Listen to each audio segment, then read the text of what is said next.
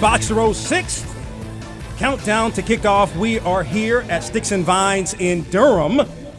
And I tell you what, we got a really big show for you today. Of course, the countdown to kickoff is brought to you by Harlem Beer Distribution of North Carolina and the Greater Raleigh Sports Alliance.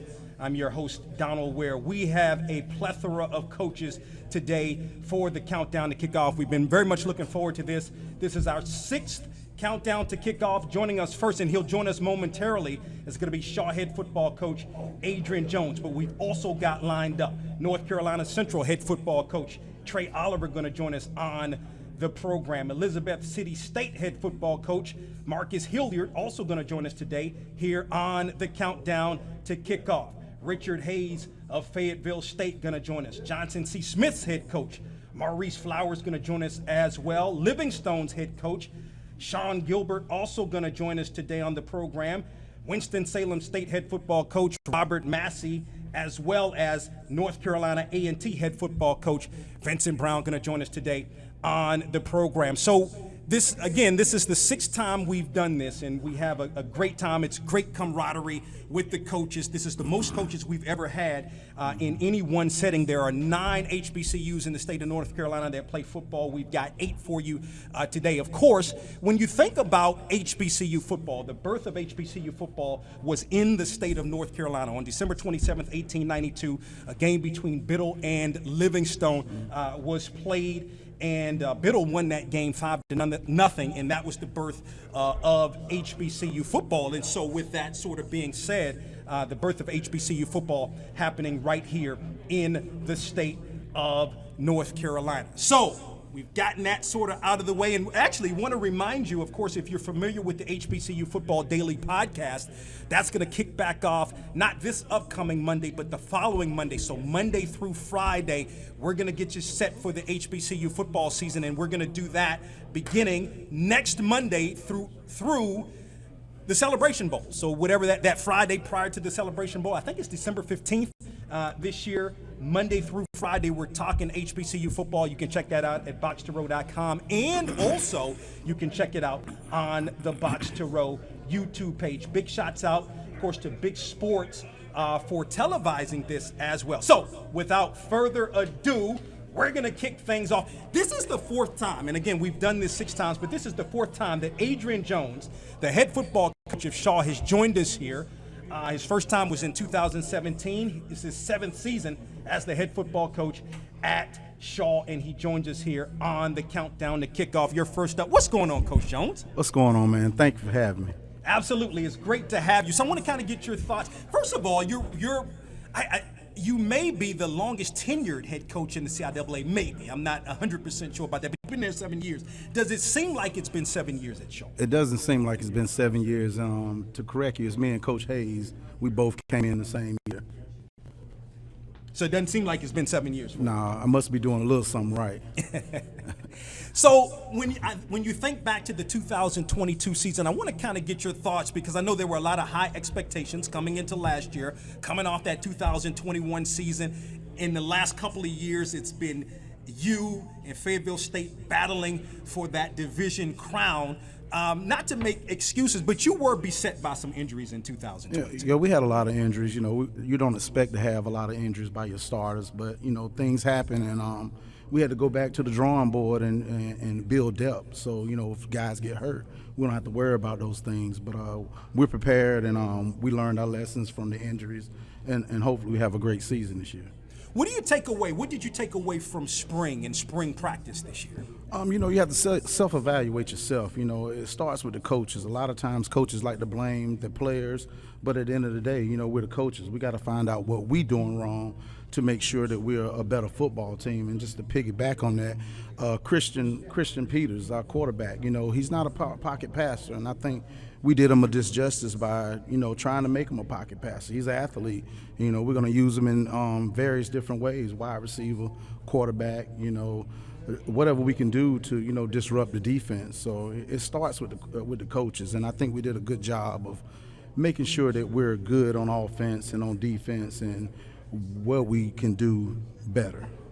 It seems that we're seeing a lot of maybe a two-system quarterback situation in college football as a whole, and it sounds like you're going to implement that this year as well. It's not a secret. Christian Peters is going to be our starter, but between Silas Cruz and Patrick Blake, they'll be the other quarterback, the other trigger man. And whenever Christian's not at quarterback, expect to see him at wide receiver. And he's going to have some help in the backfield. Sidney Gibbs comes back for you. I mean, this is a guy rushed for in excess of 700 yards on last year's. A previous first-team All-CIAA guys rushed for 1,000 yards in a season in his career. One of the preeminent quarterbacks in the CIAA, or running backs, I should say. Sidney Gibbs has had a great career. You know, right now, I was telling the coaches the other day that it's probably out of my 20-plus years of coaching, it's probably the most focused kid I've ever seen in my life. He is very focused on making it to the NFL and making Shaw University, a powerhouse. He's doing everything right. He's been a leader.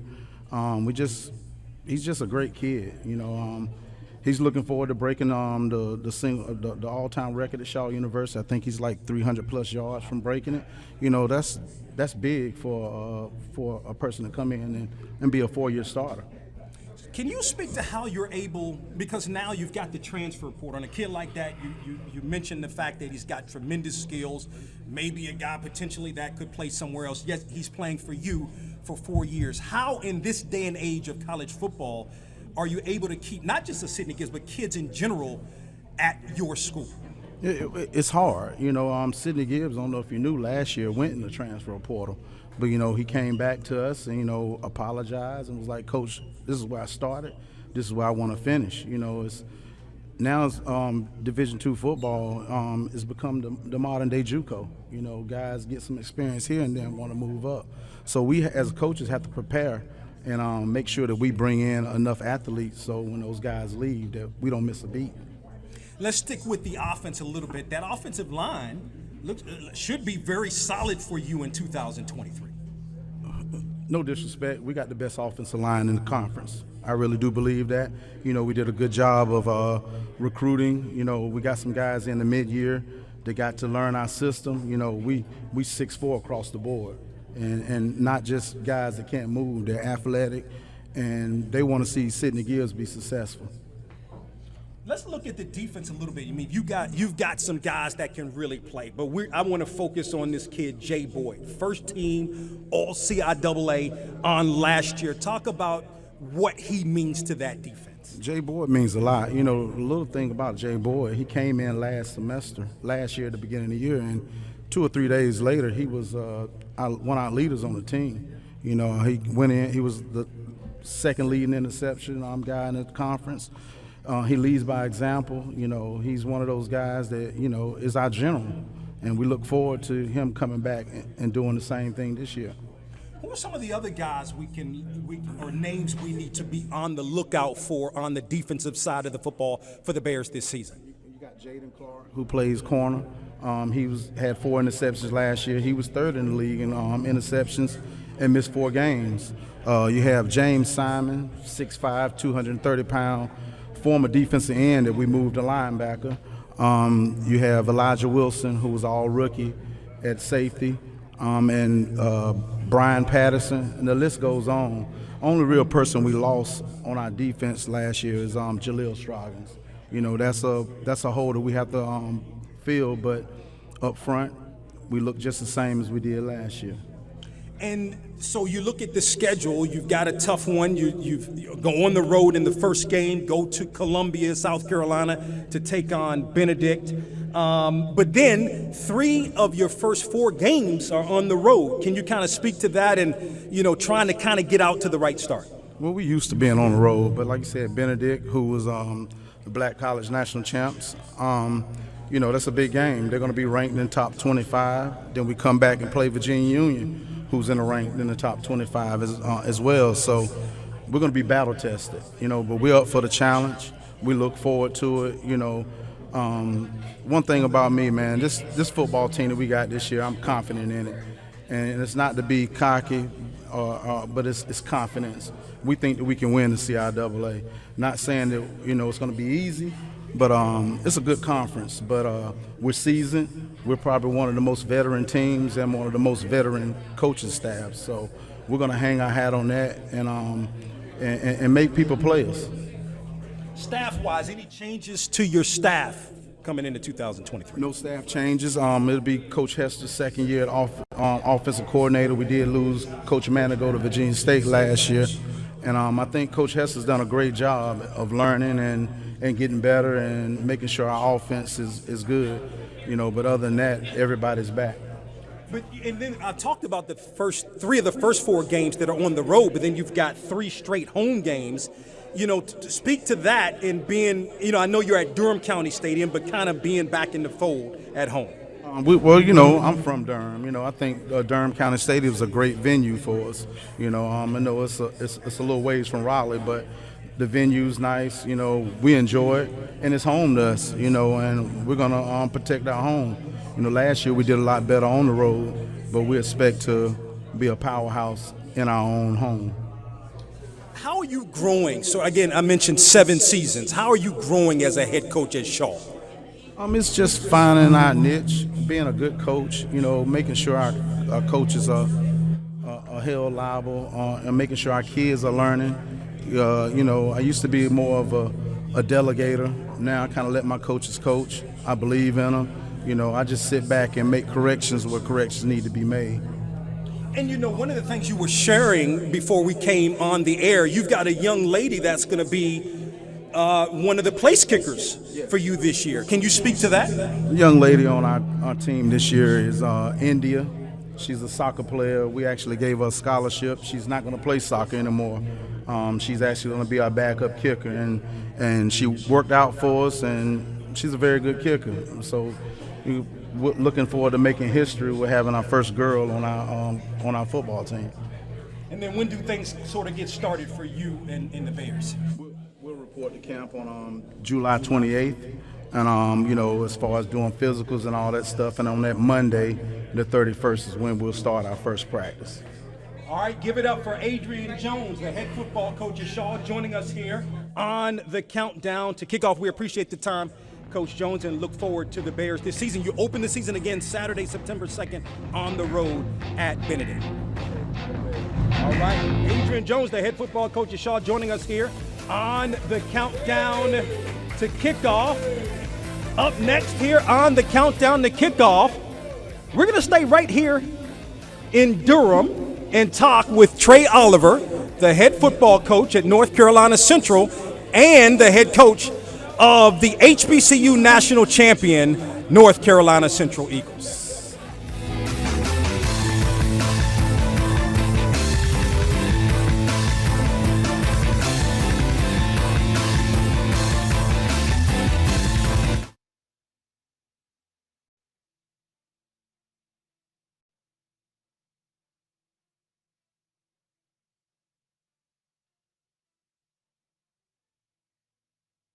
School, Daddy was the man. Fastball, wicked changeup, and a nasty 12-6 curveball. I think I broke the neighbor's window with it. Yeah. I think I broke my shoulder with it. PB Blaster busts the toughest rust anywhere it's found. That's what I'm talking about. Penetrate tough rust with complete control. That's right, baby. PB Blaster, don't bust your knuckles, bust your nuts. Get some. Everybody knows how good Louisiana food is. For us, it's a way of life. We call it Creole. Creole is the melting pot of cultures, music, and great food. Salt and pepper? No way. On whatever you cook or whatever you eat, use Tony Chachere's Creole seasoning. Trust me, I know Creole. And this is the real deal. Oh yeah! Tony Chachere! Makes everything taste great. With Academy Sports and Outdoors, you can take outdoor fun to a whole new level with just a touch of a button, because there's so much to discover on the Academy app. Create your dream outdoor living space that gets the whole family out there spending time together. Master new recipes with just the right amount of heat and the perfect spice or seasoning. And give the kids even more ways to play. Great times are waiting. Download the Academy Sports and Outdoors app today. I've always been a pretty good tennis player, but over the years, my knees may have slowed my game a bit. I don't think anybody notices. Out! Out! Out! Out!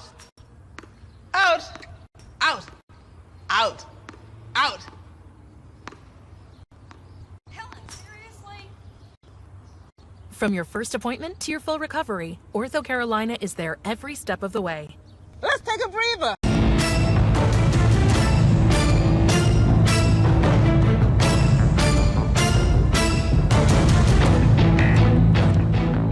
Countdown to Kickoff, presented by Harlem Beer Distribution of North Carolina.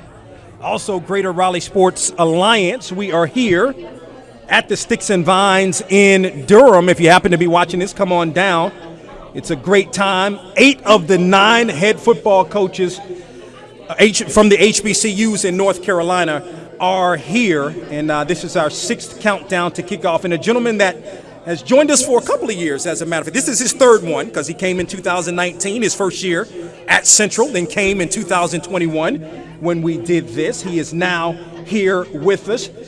Trey Oliver in his 5th season as the head coach of North Carolina Central, the HBCU National Champion Eagles. Trey Oliver joining us on the program. What's going on, Coach Oliver? Man, not too much, man. Thank you for having me, man. It's good to be out here, and I see this thing's growing every year. It is. A lot of the great people coming out, and we really appreciate that. When I say that to you, you took over this job in 2019, missed a year in 2020 because of COVID, and now the Eagles, HBCU National Champions. What does that mean to you? That's what it's all about. That's why they brought me here, to win a championship. So it was a process. You know, we struggled in 19, and we saw some growth. But, you know, for me to be an alum and for us to be able to win a national championship, that means a lot. I've been on a lot of successful teams, but when you're the head coach, when you're the head football coach and you got your name on it, that hits a little bit different. Started the season out with a big win in Charlotte last year over North Carolina A&T. And I know you had been an assistant coach there under, you know, Rod Broadway and so forth. That was, anytime you get a win is great. But if you can get a win over A&T, that makes it even sweeter, right? Oh, definitely. And they have a great program down there in Greensboro. And but, you know, it was definitely a big win. They had got us the last 2 years. But for us to be able to beat them in the Charlotte stadium, in that environment, that venue, it was unbelievable. It was electrifying. Specifically, the victory over Jackson State in the Celebration Bowl. Really good football game. Looked like you may have had it wrapped up. They scored the touchdown late. Doesn't faze you guys. You score and then hold them. Speak to what that victory and getting that victory over Jackson State meant for you and this program. We talked about getting better every week. It didn't matter the opponent and all that stuff. So a lot of the folks, you know, were reading the newspaper and the clippings and had kind of crowned them guys champs. And our guys didn't flinch. We just came out and did what we had done all season. So we weren't surprised when we were in that situation late in the game that we were in it. But like you said, we should have closed it out in regulation. But our guys had something on their mind. You know, in overtime, we didn't throw the ball one time. We ran the ball every possession, every down in overtime. So it was a physical contest, and they didn't want that smoke though. No doubt.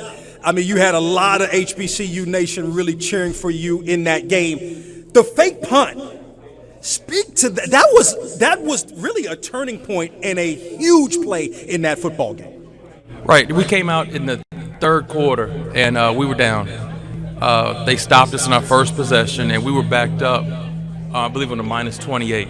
And, of course, nobody's expecting you to fake a punt on the -28, but, you know, you got to put the money, you got to put the chips in. But, you know, it was something we had practiced all year long, and we knew it was going to be there. And, you know, it's just about calling it. You got to have some guts, I guess you can say. I can say guts to call that play. I'm going to leave that alone. Yeah. Did you expect to be this program to be where it is 4 years?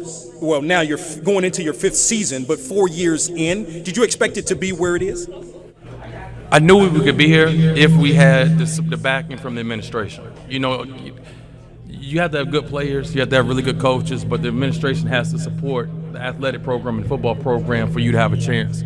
And our chancellor and our athletic director, Dr. Perkins, have done an outstanding job with supporting us and giving us what we need to be successful. So, yeah, we're on track. North Carolina Central head football coach Trey Oliver joining us here on the Countdown to Kickoff.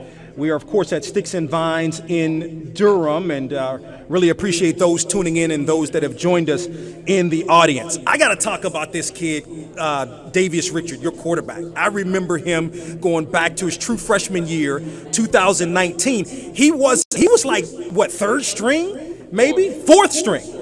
And, watching him play, I was like, man, this guy's going to be really good. And it manifested itself this year, and specifically in the Celebration Bowl, because everybody else was talking about the other quarterback for Jackson State. People weren't talking about Davius Richard, but he really came to play. Speak to how well he's played, not just last year, but how he's grown in the program. Well, he's been very consistent, great young man.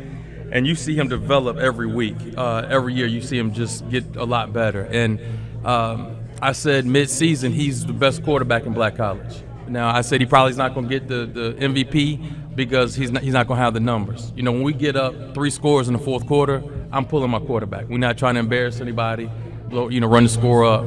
And secondly, you have to give your backup quarterback some quality reps. So, he probably 5 games he didn't play in the fourth quarter this year, so that kind of killed his numbers. But next year, we're going to let him go. No doubt about it. And he's the guy. But now Collier comes back for you as the running back. Yes, sir. Yes, so you got him, and speak about him, what he means, and then the rest of that offense as well. Well, Mookie's another great young man. If you have an opportunity to ever talk to him, he's a yes sir, no sir type guy. He's already graduated. He's working on his master's right now. But very physical young man, great balance, great acceleration, and very, very physical. I think he showed that in the Celebration Bowl with that stiff arm heard around the world. But then we have Jamari Taylor, another running back behind him. I think that's just as good. On the outside, our skill position, our receivers, I think we're very talented there. We're very deep there. Tight ends, there's going to be a couple new faces there, but we're a lot of talent. A couple of holes we had to plug in is that offensive line. I think that was the biggest difference last year. We were extremely good up front. So 3 guys we had to replace there. But we had some young guys that had a whole lot of quality reps last year. So I'm excited to see how those guys progress throughout the summer. On the defensive side of the football, you look at a guy like a Khalil Baker, who was an HBCU All-American defensive back. Speak about him and the rest of the defense. And, Brandon Codrington also comes back, but I believe, right, but also as a return man as well. But let's speak to the defense and how good this defense can be in 2023. Last year I said we didn't have a whole lot of star power because so many guys chipped in and played their role. But we're very talented. A lot of those guys have played for 3 or 4 years now. But KB, Khalil Baker is the leader back there. He and Brandon Codrington, Manny Smith. And then we got a bunch of really, really talented young guys coming in as well. So we have to create some more turnovers. That was one thing I was not pleased with last year. We didn't create enough turnovers, whether it be interceptions or fumble recoveries. So we got to improve there. But we have a lot of guys on the defense side of the ball that played a lot of quality reps. And then in the return game, it seemed like teams aren't kicking the ball to Codrington because he's so. I remember, what was that, 2 years ago? Was it Mississippi Valley State? That game where he returned that Alcorn. That's right, in the MEAC SWAC Challenge. It's a big. That was a tide-turning return. But talk about him, guys. They're not kicking to him. Yeah, they kind of changed the game plan a little bit. So they kind of kept the ball away from him a little bit. But we try and do some things with 2 returners back there to try to get the ball in some guys' hands. But he's not the only one. We have a couple more, Chris Mosley and a couple other guys back there that can really make you play. So, he's going to get some touches this year, and we can hope that he can put some in the box like he did back in 2021. Going out to UCLA, that's major. You're going out to LA. Everybody knows UCLA getting ready to make the move to the Big Ten. How did that game or this game come about? Their athletic director is from Fayetteville, and he and my family go to church together down in First Baptist Church down there. And he and Dr. Wickham McCree have a great relationship as well. So he's very familiar with North Carolina Southern University. And when he got the job there, they wanted to try to get a HBCU on the schedule. So it made sense for them to reach out to us and try to work it out. So told me I had to get the numbers right, though. Yeah, numbers, I'm sure, right? I mean, they're pretty good. Good. Not bad? Not bad. Okay. I'm going to donate so we get this echo out of here. All right. And then for you, right, for your team, first 3 games, you're at A&T, UCLA, Mississippi Valley State in the Circle City Classic away from O'Kelly Riddick Stadium. You forgot about those Rams opening. Oh, that's right. You're at home first. I'm sorry. So you start. Yeah. Let's not forget about them people. Right. That's been a nice little rivalry there. But talk about that and being away from home. Not the first game, but the next 3 games after that. We have a brutal schedule, and for us to be able to try to stay in the top 25 nationally and keep that ranking, you have to have a competitive schedule. So that's why we tried to reach out and play these guys non-conference, the Campbells and the Elons and of course A&T, UCLA. So we have to try to play these top 25 teams so you can stay ranked. And then your thoughts? You lost a guy or 2 to the transfer portal, I think, this year. So a couple of big guys, actually, as a matter of fact. But kind of, I want to get your thoughts on the transfer portal as a whole and where it is in college football. The transfer portal and NIL have destroyed college football. I don't believe in the transfer portal. We built our team right now with high school student athletes. If you look at our roster, whether it's the quarterback, Richard, all conference, all American, KB, all these guys are high school players. Torselli Simpkins, our best players are high school players. So I really don't mess with the transfer portal. A lot of them guys in there can't play. So I like to go recruit high school young men that want to come to North Carolina Central, buy into the program, and let's go from there. Now that we have the program, the foundation set, we can go out here and take 1 or 2. Because sometimes you might lose a guy, you have to get somebody in late. But I don't like the transfer portal. I think it gives young men an opportunity to run away from competition, and rather than really compete. So, well, what do you say to a guy when he says, "I'm going in"? Like you've had some guys that are going into the portal. May God bless you. I lost one of my best offensive linemen to the University of Maryland. He had I think he signed for about $70,000 NIL deal. So it's hard to tell a 21-year-old kid not to take $70,000. But if you go to NFL, you get drafted. $70,000 is not much money. But treat him right. That's all you can do. Give it up for Trey Oliver, the head football coach at North Carolina Central, HBCU national champion, joining us here on the countdown to kickoff. Of course, the Eagles open the season at home on Saturday, September 2nd, hosting Winston-Salem State. Up next, we're going to be joined by Elizabeth City State head football coach Marcus Hilliard.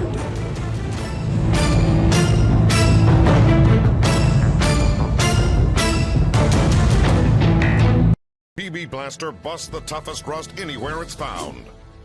That's what I'm talking about. Penetrate tough rust with complete control. That's right, baby. PB Blaster. Don't bust your knuckles, bust your nuts. Get some. I've always been a pretty good tennis player. But over the years, my knees may have slowed my game a bit. I don't think anybody notices. Out! Out! Out! Out! Out! Out! Out! Out! Helen, seriously? From your first appointment to your full recovery, Ortho Carolina is there every step of the way. Let's take a breather. With Academy Sports and Outdoors, you can take outdoor fun to a whole new level with just a touch of a button. Because there's so much to discover on the Academy app.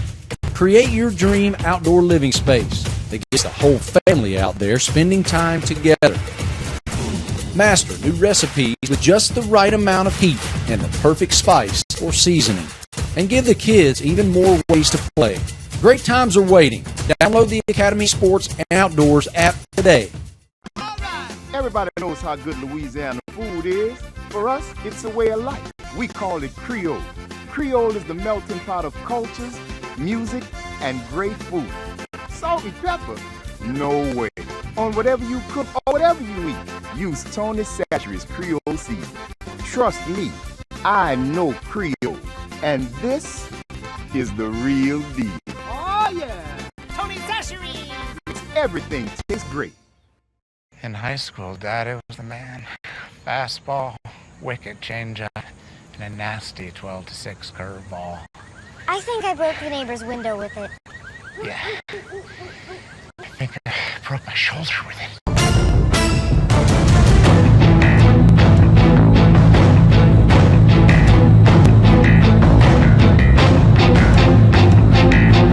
The sixth countdown to kickoff, presented by Harlem Beer Distribution of North Carolina and the Greater Raleigh Sports Alliance. I'm your host, Donald Ware. So far, we've talked with Shaw head football coach Adrian Jones and North Carolina Central head football coach Trey Oliver joined us in the last segment. Now, our next coach may be making the furthest trip here, okay? Coming from Elizabeth City all the way to Durham. Marcus Hilliard's in his second season as the head football coach at Elizabeth City State. He's an alum of Elizabeth City State, and he joins us here on the countdown to kickoff. Coach Hilliard, what's going on? Not much, man. I appreciate, being here today. We just was talking, man, and thank you for the invite, and definitely glad to be here today. Your thoughts? Maybe a tough 2022 first year in, but, trying to get your feet wet. Your thoughts on the 2022 season? Well, definitely a learning experience. We had our ups and downs, but like I told the fans, it's going to be a process of just trying to rebuild and getting the team where we needed to be. And, we had our ups, we had our downs, but we're learning. We don't call them we don't say it's losing. We just say they're life lessons for us. So we're excited about this season. And for you, being an alum, how exciting is that because not only you're an alum, you were an assistant coach for many years under Coach Tiller. We'll talk a little bit more about that, but being able to be back at your alma mater and be the head man of that program. Yeah, it's amazing, man. And I said it last year at the media day, just sitting in what I call Tiller's office. I had a big chair, and I was excited. It's something that when you play, you never really think about it. Like, I'm gonna be the head coach, and it was surreal just for that happening, and it was a big deal for me. You had a key loss. First team All CIAA linebacker. Is it Wanya Majetti? Wanye Majetti. Okay, so that's got to be a big loss for you coming into 2023. Most definitely. He's the first team All CIAA guy, and losing to him, it's tough. And we got some guys that are still going to come through and step up, but just losing Wanye, man, was a big deal for us. Let's talk a little bit about 2023, the expectations there. First of all, kind of coming out of spring, because it seemed like you may have gotten in late last year. Did you even have a spring last year? No, we did. I got hired in January. Okay.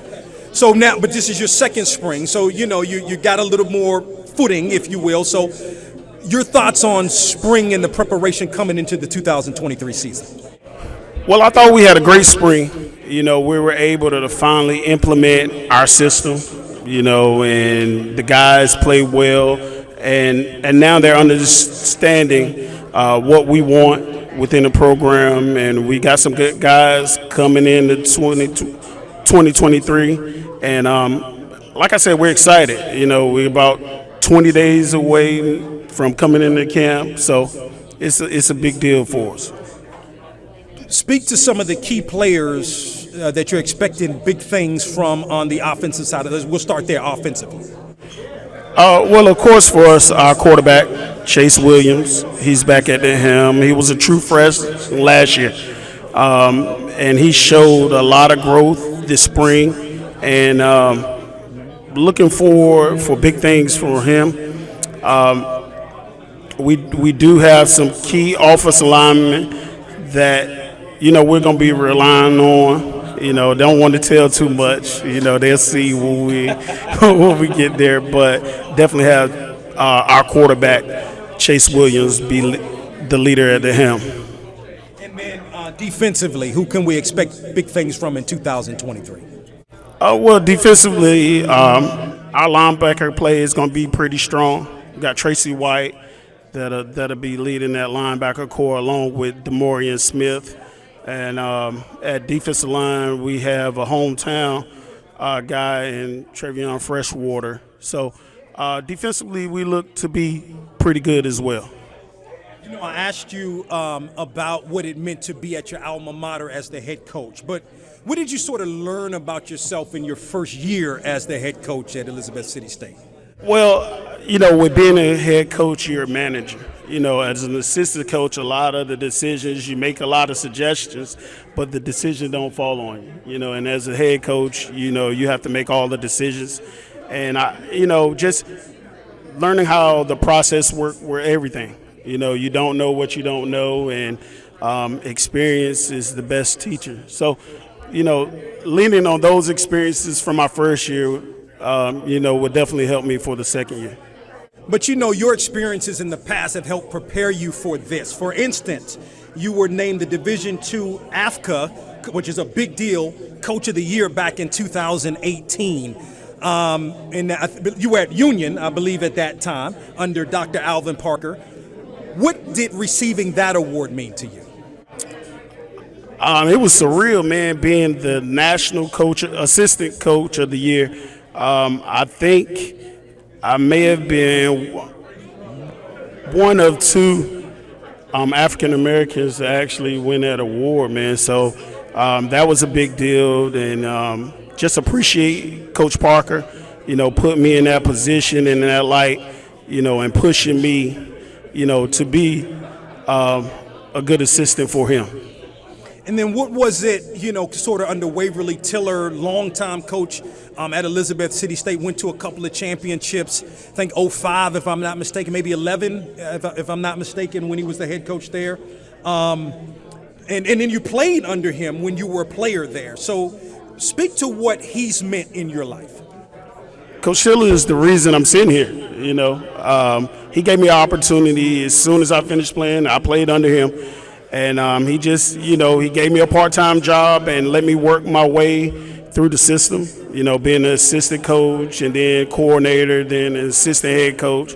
And, you know, during his tenure, we had a great run, 06, 08, 11, 12. You know, we were fortunate enough to be in the CIAA championships. So, you know, Tiller played a major role to why I'm here today. You know, that Down East Classic, as you know, is really, really big there in Rocky Mount. I believe it's your second game of the season, if I'm not mistaken. Speak to how big that game is and what it means to that Rocky Mount community. Well, we have a lot of alumni in that region, and shout out to the alums and my coaches that are here today. But it is big for that Rocky Mount, Nash area.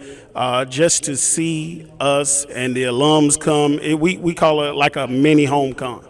And, you know, they're able to watch some good football and, you know, celebrate and be around each other like Vikings do.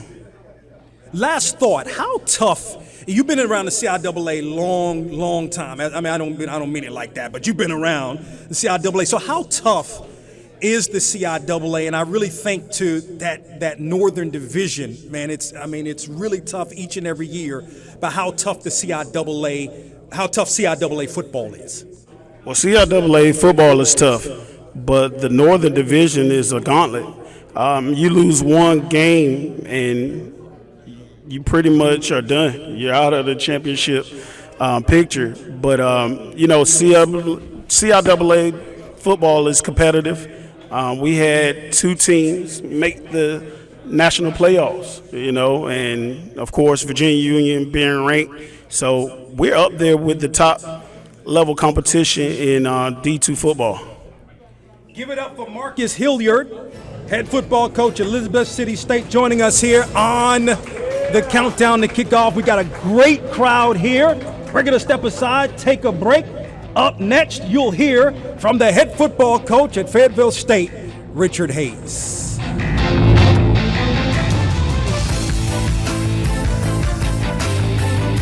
School, Daddy was the man. Fastball, wicked changeup, and a nasty 12-6 curveball. I think I broke the neighbor's window with it. Yeah. I think I broke my shoulder with it. PB Blaster busts the toughest rust anywhere it's found. That's what I'm talking about. Penetrate tough rust with complete control. That's right, baby. PB Blaster. Don't bust your knuckles, bust your nuts. Get some. All right. Everybody knows how good Louisiana food is. For us, it's a way of life. We call it Creole. Creole is the melting pot of cultures, music, and great food. Salt and pepper? No way. On whatever you cook or whatever you eat, use Tony Chachere's Creole seasoning. Trust me, I know Creole, and this is the real deal. Oh yeah, Tony Chachere's Makes everything taste great. With Academy Sports and Outdoors, you can take outdoor fun to a whole new level with just a touch of a button, because there's so much to discover on the Academy app. Create your dream outdoor living space that gets the whole family out there spending time together. Master new recipes with just the right amount of heat and the perfect spice or seasoning. And give the kids even more ways to play. Great times are waiting. Download the Academy Sports and Outdoors app today. I've always been a pretty good tennis player, but over the years, my knees may have slowed my game a bit. I don't think anybody notices. Out!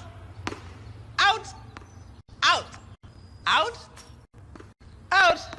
Out! Out! Out!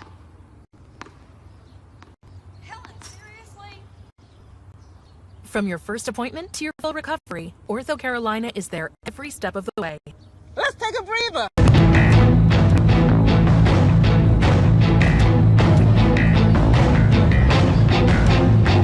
Welcome back to the Countdown to Kickoff, presented by Harlem Beer Distribution of North Carolina, also Greater Raleigh Sports Alliance. We are at Sticks and Vines in Durham having a great time. So far we've talked with Shaw head football coach Adrian Jones, North Carolina Central head football coach Trey Oliver, and in the last segment we were joined by Marcus Hilliard, the head football coach at Elizabeth City State. Well, our next coach, he and I go a ways back. And you know, they say fifth time is the charm, right? Fayetteville State had gone to the CIAA championship 5 times in a row, got the victory. Got the victory this year, tough victory, but got it nonetheless. Richard Hayes, 8 seasons as the head football coach at Fayetteville State, joining us here on the Countdown to Kickoff. What's going on, Coach Hayes? Hey, brother, how you doing, man? I'm so glad to be here. This is a beautiful setting. Let's do it. I appreciate it. Coach Hayes and I go back to when he was an assistant coach at A&T, and I was in athletic administration at North Carolina A&T. So let's start here. Thoughts on winning that elusive CIAA championship? Well, as you stated earlier, it had been 4 years in a row that we had went to Salem and fell a little short. But this time I knew the guys were determined. It came down to the wire, but it was truly a 60-minute battle, and we came out on top, won the championship. And then the season, just talk about the season as a whole, 9-3, 7-1 overall in the CIAA. Season started off a little slow for us. We had a lot of preseason accolades, but I knew we were a little young football team. And we had a couple of experienced quarterbacks. We started out the season 2-2, and Coach Fagans at the time was the offensive coordinator. Those guys wanted to make a change at quarterback. So we went with a freshman quarterback, Damari Daniels, and a rotating Caden Davis behind him, another redshirt freshman. And those 2 kids carried us for the remainder of the season on to the CIAA championship. You know, I had a feeling it may be a special season last year for this reason. And I had been around the Fayetteville State program for a couple of years. Beating Pembroke, that had never happened in that rivalry. And you were able to do that, I believe, to open the season. Speak to that victory. I think it was 15-13, a 2-point victory in beating Pembroke. Just getting our kids prepared over the summer and knowing that we had doing something we had never been able to do before as a program was really special for us. We didn't want to back down. We knew the history that was against us, but we just took the bull by the horns and said, let's go. They got to come in our house and beat us, and that's pretty tough to do. What did appearing in the Division II playoffs, can you speak to that experience and what maybe that revealed to you? that we have a long way to go, but it was a truly great experience to be in the Division II playoffs, playing against Delta State. That was another brand of football that we hadn't seen before, so that gives us something to strive for in the future. We anticipate trying to get back to the NCAA playoffs, and we know that when you get there, you have to bring it on a whole nother level, so we'll be prepared the next time we get there. For you personally, you were able to coach in the HBCU Legacy Bowl, which showcases HBCU players. What did that mean to you? Just to get to know all those kids from all around the United States, and they all being HBCU students and as student athletes, man, it was great getting the chance to work with Coach Oliver and his staff. That was a great experience. That was a great week. Doug Williams and Shaq Harris, they did an outstanding job putting that together, and you got to win it to get there, so I hope we can do that again. And you definitely did that. Let's talk a little bit about the 2023 season upcoming. You had a lot of losses on really both sides of the football, but you've got some guys. You actually had some young guys that really played well for you that made all CIAA all-rookie, like, for instance, Anthony Benyard, defensive lineman, running back Derek Austin Jr. Those are two young guys that are going to come back for you in 2023. Yes, Anthony Benyard ended up being our starting 3 technique for the remainder of the season after about the 3rd week. He's a dominant force inside, and he has quickness, tenacity, power, and he's very difficult to block. In a running back room, Derek Austin kind of took the reins with Eli Henry once Smiley McQueen got hurt last year against Pembroke. So those two guys we're expecting now to kind of help step up and lead both on the offensive and defensive sides of the ball. So and those are two guys, but who are some of the veterans that are I know your offensive line is going to be solid, but maybe some of the veterans that are coming back. Let's start offensively, who you're expecting to step up in 2023. As I mentioned earlier, our 2 quarterbacks, Damari Daniels and Caden Davis, will both be back. And, Damari is 1-2 and Caden's 2, but, everybody knows both of those guys are going to play. We returned 5-star no linemen. We have a plethora of running backs that are coming back, but I'm waiting for one of those guys to step up and be the guy. Kind of right now they're all on the same plane, and one of them's going to have to step up. We feel really good about our receiving core with a young man by the name of Trey Good. Came to us last year from UNC Charlotte. So that's the offensive side of the ball. Another young man I might have to mention is our tight end, Khalil Diarra. He's a young man that we feel is going to bring a tremendous threat on both the run game and pass game for our offense. And then defensively, because I've shared this with you, and especially the last couple of years, that defense has really come alive, to kind of complement the. Matter of fact, it may have been the defense a little bit more than the offense last year. But speak to some of those guys defensively that you're expecting to step up. Well, I definitely have to start up front with Anthony Benyard, Gerald Simpson at linebacker. Kentrell Caldwell is coming back. He was an all-CIAA performer last year. We lost a few guys in the secondary with Brandon Barnes-Brown graduating, Kenny Merritt graduating.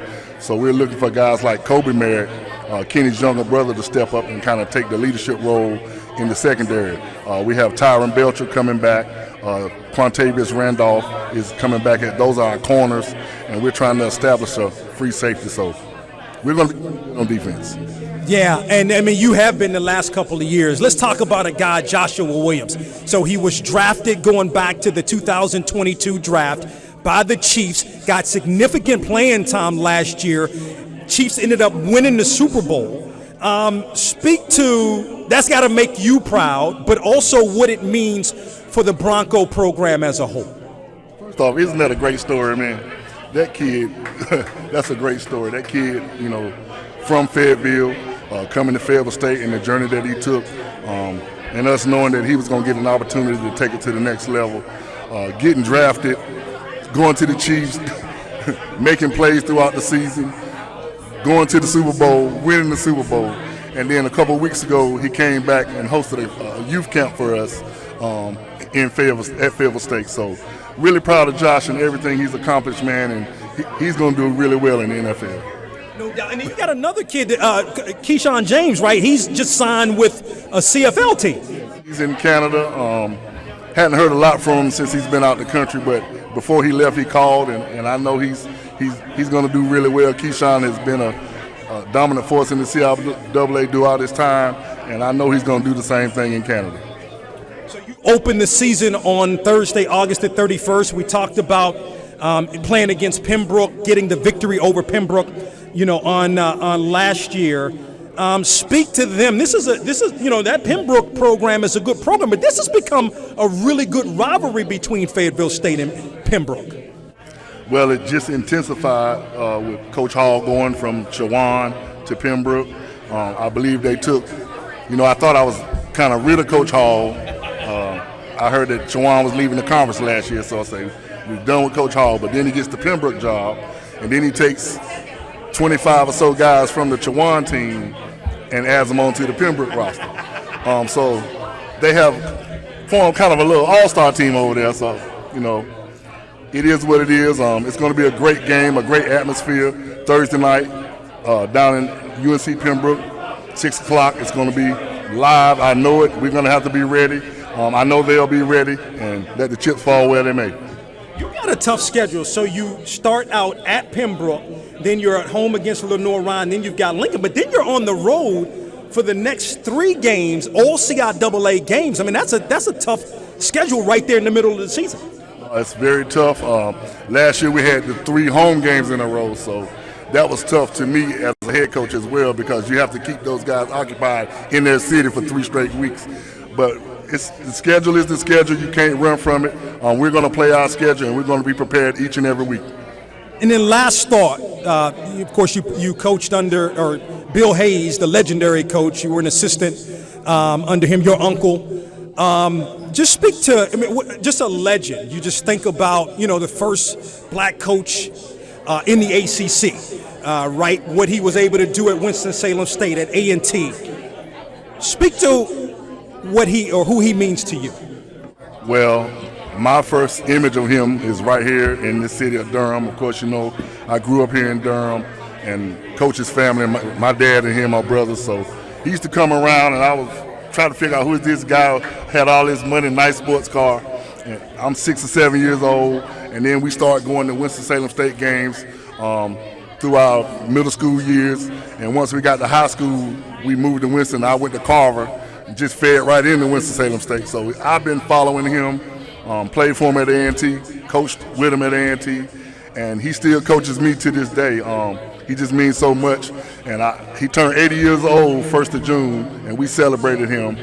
He's doing a marvelous health, plays a lot of golf, and I'm going to be calling him up before the season starts this year. You better believe that. Definitely. Give it up for Richard Hayes, the head football coach at Fayetteville State of the CIAA champion, Fayetteville State Broncos, who joins us here on the countdown to kickoff. Up next, you're going to hear from Johnson C. Smith, head football coach, Maurice Flowers.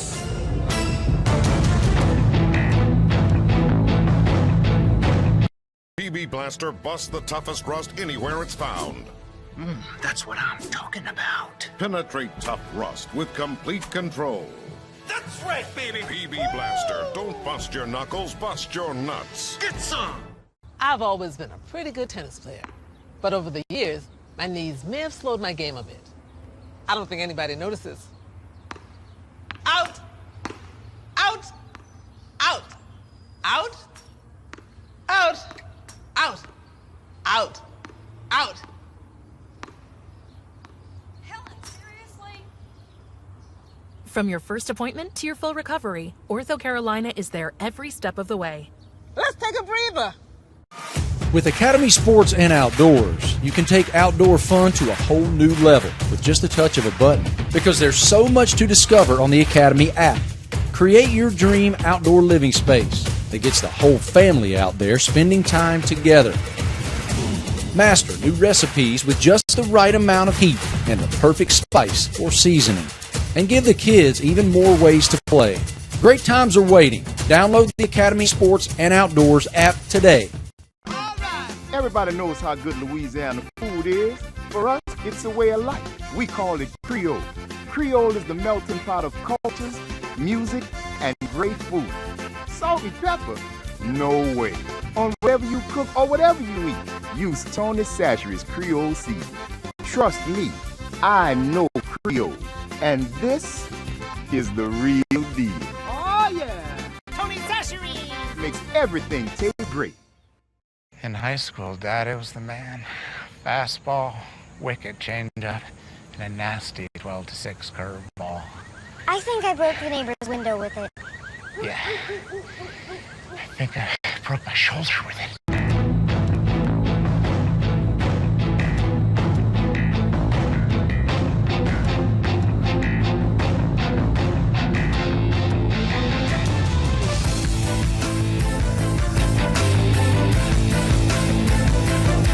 Welcome back to the Countdown to Kickoff, presented by Harlem Beer Distribution of North Carolina, also the Greater Raleigh Sports Alliance. We are here at Sticks and Vines in Durham. I'm your host, Donald Ware. We thank this outstanding crowd that is with us. A lot of people have on their HBCU paraphernalia. Those that are, as a matter of fact, watching us or live stream, we appreciate you doing so as well. We've been joined by Shaw head football coach Adrian Jones, North Carolina Central head football coach Trey Oliver, Elizabeth City State head football coach Marcus Hilliard, and in the last segment, we were joined by Fayetteville State head football coach Richard Hayes. Joining us now on the Countdown to Kickoff, Maurice Flowers in his second season as the head football coach at Johnson C. Smith, joining us here on the Countdown to Kickoff. Coach Flowers, good to see you. Welcome to the program. Thank you very much for having me. Just a pleasure to be here. Absolutely. Your thoughts on the 2022 season? 22 season, season of transition. We were hired probably January of 22 and brought in and really just started laying the foundation. Johnson C. Smith doesn't have the long tradition that some of the schools here have of really good football, so we just started just step by step, brick by brick, and the season I felt was very competitive, so we made some strides. Second spring practice under your belt as the head coach there in Charlotte. Your thoughts in terms of how spring practice went? Very productive. Very productive spring. The thing that we looked for out of spring practice was this team better than the team that finished game 10? And it was, without a doubt, easy to see it's a yes. We brought in 53 freshmen and 12 transfer portal young men to the team. And so a bunch of new guys. And so now they had time to go through off season, get stronger, get faster. And you could tell. And so it just was a totally different team that took the field in the spring than what finished the season. You don't know, but those that don't know, an offensive guru, quarterback guru. You played a couple of quarterbacks on last year. If the season were to start today, who would be your starting quarterback? It's not. There's no quarterback controversy. It's Tyrell Jackson. We played 3 quarterbacks last year, but it wasn't by design. Tyrell Jackson was injured early in the season. At the time he was injured after week 4 or 5, he was number 7 in Division II in yards per game, averaging 330. So we lose him, and he's also a guy that knew the system. He transferred with me from Fort Valley State, where he was one of the better quarterbacks in the conference, in the SIAC, and we anticipate him having a very big year. Your first year back, I won't say first year, but your first year back in the CIAA, what are some of the differences you saw in terms of play in the SIAC and then play in the CIAA? SIAC, an outstanding conference, lots of good athletes, lots of talent. Where I would say the biggest difference now, the CIAA is universities are funding their programs better.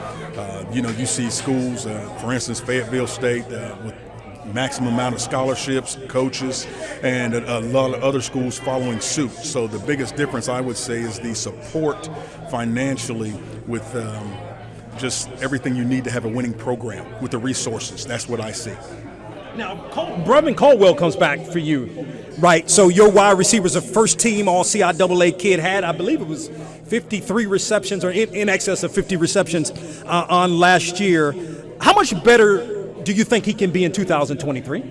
Showed it. He's already shown it. He's different young man. First thing, when I think about Brevin, I'll start in the classroom. 3.9 GPA, and has a really good focus. He's one of our local Charlotte guys, and he works. His work ethic is I can't even compare it. He and the quarterback, they're here for the summer on campus, and they're just getting a lot of work in. I mean, they call and say, Coach, can we go on the field at 10 o'clock at night because somebody's getting off work late? And, you never tell a guy he can't get work in. So I look for Brevin Caldwell to have a really big year. Some of the other guys, you mentioned the quarterback, talked about Caldwell, some of the other guys you expect to step up offensively for you. Offensively, I'm excited about our running backs. We have the Newman brothers. Their father, Tim Newman, was a Johnson C. Smith Golden Bull, played for the New York Jets shortly, and his oldest son, Tim Jr., transferred to us last year from Presbyterian, and the younger one, Jacob Newman, was an outstanding back with South Mecklenburg High School in Charlotte, and turned down a couple of FCS offers to stay home and be able to play with his brother and help us build a championship program. And so I'm excited with our running backs. Offensive line, a lot of good ones coming back. Our offensive line is coming back. We really didn't lose much, so we're excited about the direction, every position. Big name. I want to talk about Jalen Alexander because it's all CIAA, or rookie CIAA, I should say, at defensive end. But, I'm sure you got some other guys you're expecting to step up also. J.A., as we call him. J.A. Will be a sophomore, just improved as the season went along. That's the thing with freshmen. When you play that many, they're not the same at the end of the season as they were at the beginning. He made progress throughout the season. He's going to have a big year. He's bigger, stronger, faster. And then we'll go to linebacker, Benari Black, another Charlotte native. And Jalen Alexander's from Charlotte, went to South Mecklenburg, teammate of Jacob Newman. And Benari Black went to West Charlotte High School and started off at UNC Pembroke and was a leading tackler. And now he transferred to Smith last year and had a big year. He'll be back. And in the secondary, we'll have Jacoby Clement that'll move from cornerback to safety. That's outstanding young man. Wow, he happens to be out of Charlotte also. So he went to Mallard Creek High School and was at Fayetteville State at one time, and now he's at JCSU. Looking for those guys. I just looked at all three levels, the secondary, the linebacking core, and D-line. We'll have some good experience at all those positions. Being the head coach at Johnson C. Smith, you're at home in Charlotte on a couple of levels. You're from there. You were a great athlete there. You're head coaching at your alma mater. And matter of fact, you shared with me, I didn't even know this, you played basketball while at Johnson C.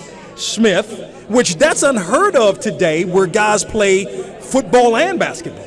Well, I did. I played basketball. I did. I played 1 year and then saw that it was just too much on the body, and I needed to help my team win some more football games, so put some more time into football. But great experience at Johnson C. Smith, and very glad to see our university just putting such an emphasis in growing the university and academically and in athletics. The university is going in a totally new direction and with the new leadership, and I'm just proud to be back home. Yeah, so what does that mean to you to be the head man back at your alma mater? What it does mean is that we want to make sure that there's a big change. I played at Johnson C. Smith, was a 3-time All-American, but at quarterback. But what I can say is we didn't win any championships. To come back, that's the focus. We want to build a winner in Charlotte, North Carolina at Johnson C. Smith, and that's what our focus is. We're building good team chemistry. We're really a big concentration on our culture. Love the young men that we have and how we're growing together. And I'm just glad to be the leader of the football program. And then lastly, can you speak to how important it is to sort of get out or start the season off right? Because you got to stretch in the middle, well, not really middle, but towards the beginning middle of the season where CIAA games, where you're on the road for 3 straight weeks. To a good start. This is something that we talk about with our young men, is that for first, Johnson C. Smith hasn't won a home opener in more than 10 years, and so that's our focus, and our focus is really just one day at a time. You mentioned the schedule. I haven't even looked at it because I'm so tunnel vision on day by day. But if we do the right thing day by day, one brick at a time, and just keep building, as our saying is, everything every day. And that's what our focus is, that when that 3-game stretch comes, we'll be ready for it. We're looking forward to it. The CIAA is just growing. Every team is going to be improved. The coaching is better this year. Again, the athletes are better. It's just, there's going to be so much competition throughout the conference, and we're looking forward to it. Give it up for Maurice Flowers, the head football coach at Johnson C. Smith, who joins us here on the countdown to kickoff. The Golden Bulls open the season on Saturday, September 2nd at West Virginia Wesleyan. Coach Flowers, appreciate the time. Appreciate you making the drive from Charlotte to Durham. Good luck to you and the Golden Bulls this season. Very much for having us. Thank you very much for having us. Appreciate it. Absolutely. Up next here on the countdown to kickoff, Livingstone head football coach Sean Gilbert.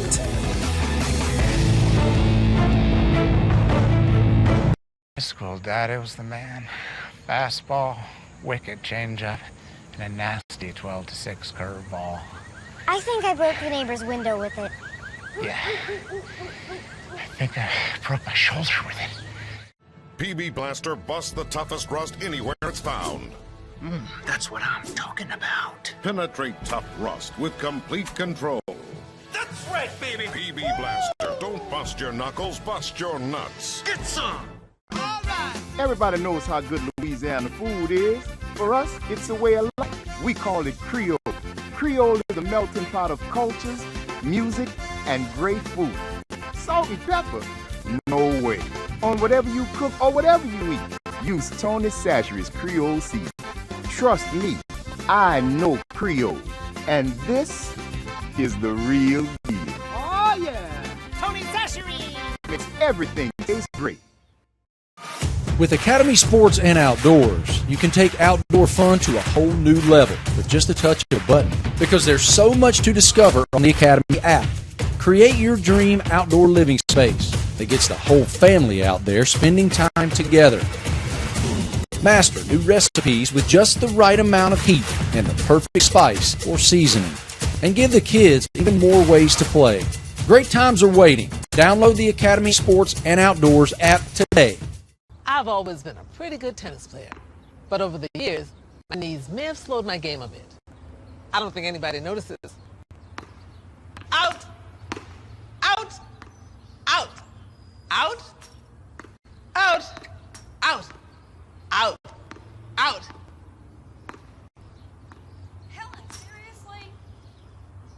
From your first appointment to your full recovery, Ortho Carolina is there every step of the way. Let's take a breather.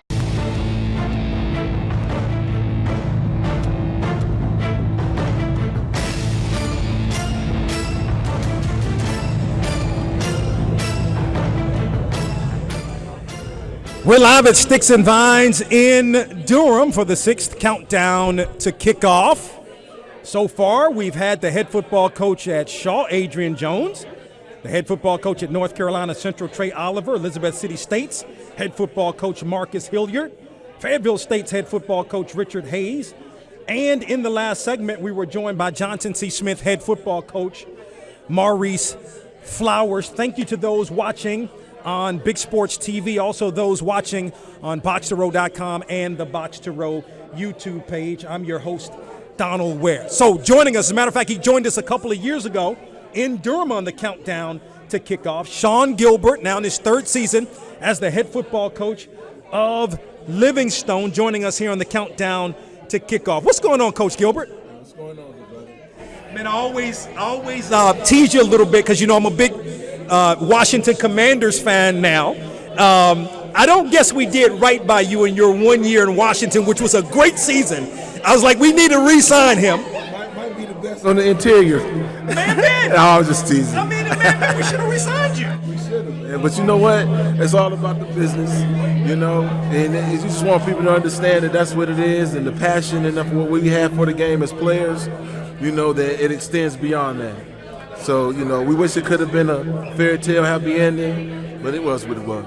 I mean, while we're on that tip, what do you take away? What most comes to your mind when you think about your career in the National Football League, Rams, Redskins, as it were, at the time, Panthers. I think you ended with the Raiders, if I'm not mistaken. I think great opportunity, growing up 1 out of 5 kids and single mother working nighttime jobs and overtime and never really having the chance to really be there to help give us all the support we need, but she did the best that she could. And having the vehicle of football as an opportunity to make a living, it humbles you, in terms of being the size and having athletic ability to go and exhibit that amongst so many people. When I look at taking the job at Livingstone, going back some 3 years ago, what led you to take that job at Livingstone? Because you got a lot of former NFL players that are now head football coaches at HBCUs. What led you to take that job?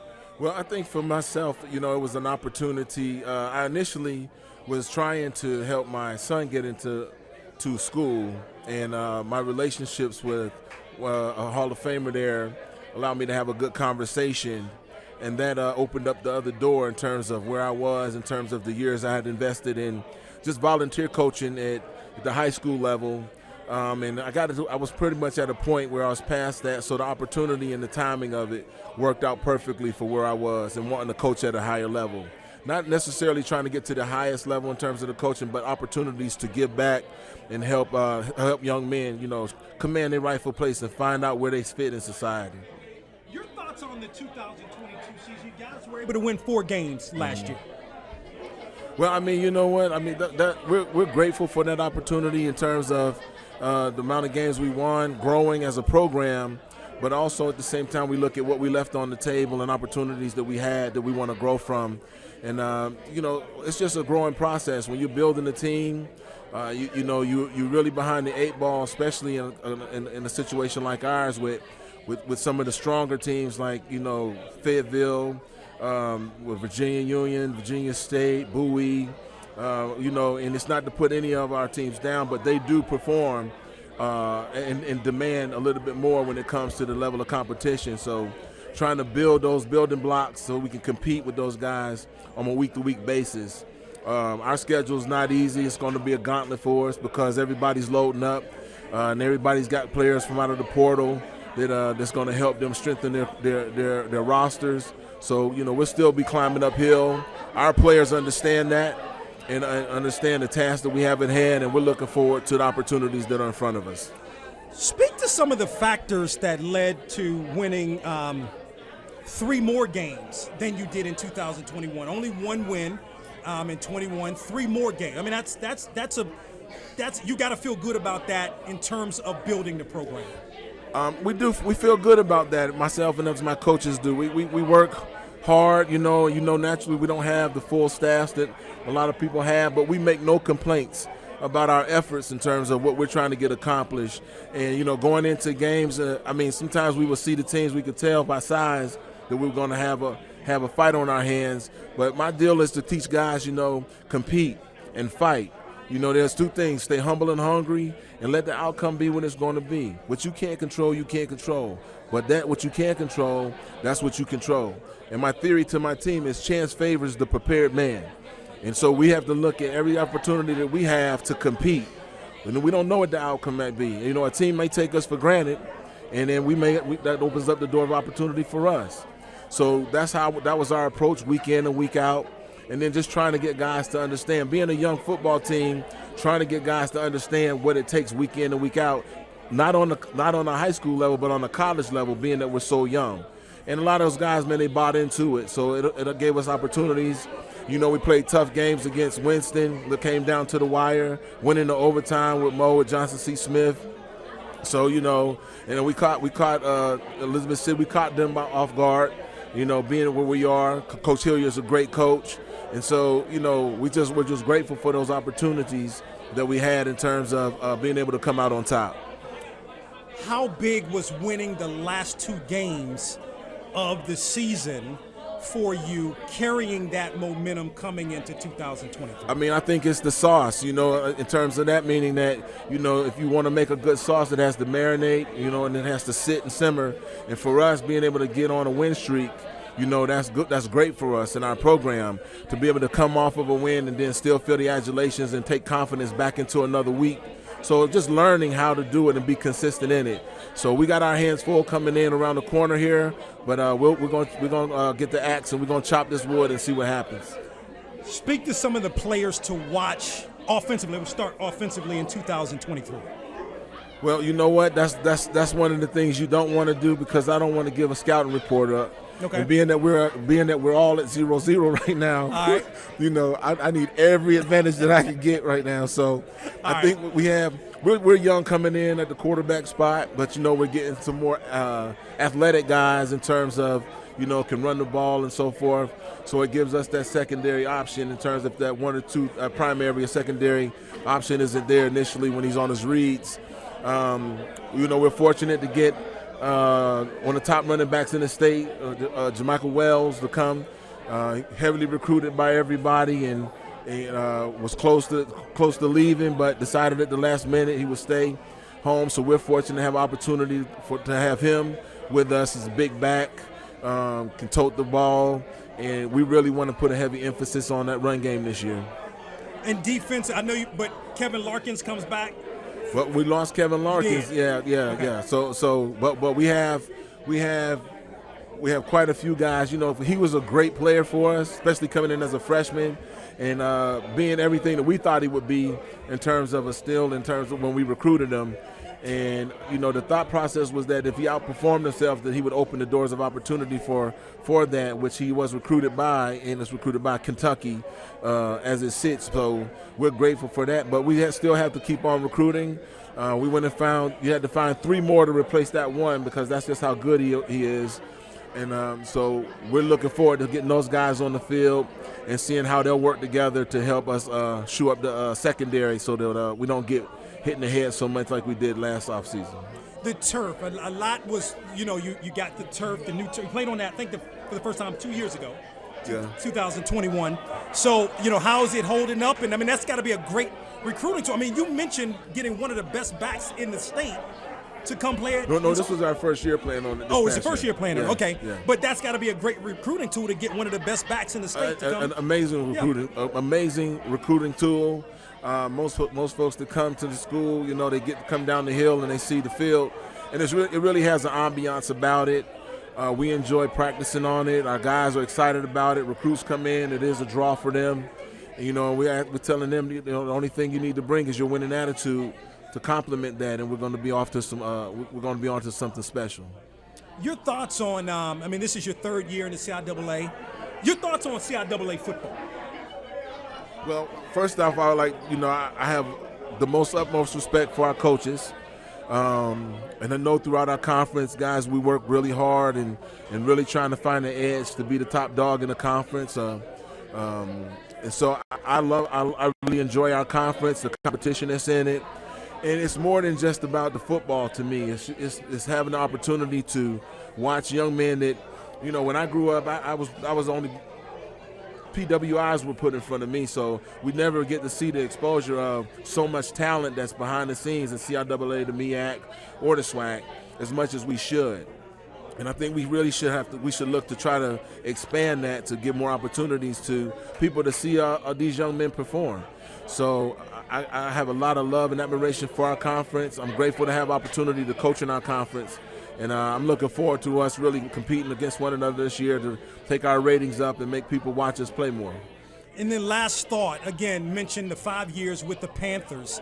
And just kind of, speak to, because you've established a relationship in the Charlotte-Salisbury area from your time as the Panthers. And I think a lot of people can look at you in that time, look at you now at Livingstone, and it helps to raise the profile a bit of Livingstone a bit, and then ultimately helping your football program get more players and being able to win in all those. They all work hand in hand.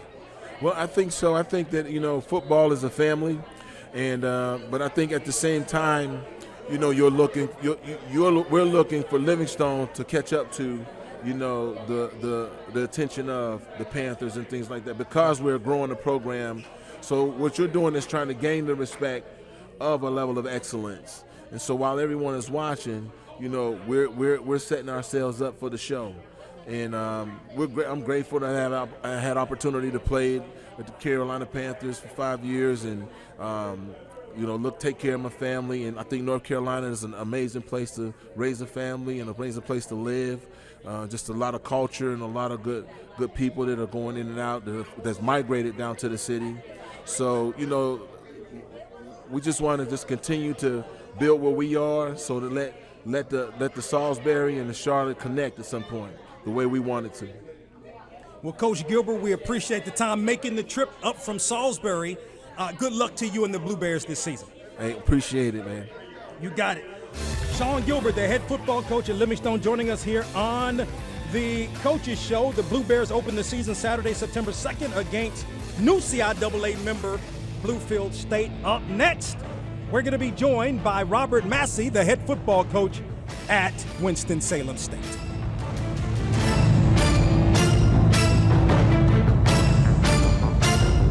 High school, Daddy was the man.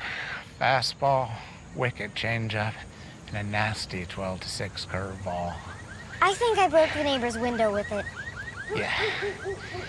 I think I broke my shoulder with it. PB Blaster busts the toughest rust anywhere it's found. That's what I'm talking about. Penetrate tough rust with complete control. That's right, baby. PB Blaster, don't bust your knuckles, bust your nuts. Get some. All right. Everybody knows how good Louisiana food is. For us, it's a way of life. We call it Creole. Creole is the melting pot of cultures, music, and great food. Salt and pepper? No way. On whatever you cook or whatever you eat, use Tony Chachere's Creole seasoning. Trust me, I know Creole. And this is the real deal. Oh, yeah. Tony Chachere's. Everything tastes great. With Academy Sports and Outdoors, you can take outdoor fun to a whole new level with just a touch of a button, because there's so much to discover on the Academy app. Create your dream outdoor living space that gets the whole family out there spending time together. Master new recipes with just the right amount of heat and a perfect spice or seasoning. And give the kids even more ways to play. Great times are waiting. Download the Academy Sports and Outdoors app today. I've always been a pretty good tennis player, but over the years, my knees may have slowed my game a bit. I don't think anybody notices. Out! Out! Out! Out! Out! Out! Out! Out! Helen, seriously? From your first appointment to your full recovery, Ortho Carolina is there every step of the way. Let's take a breather.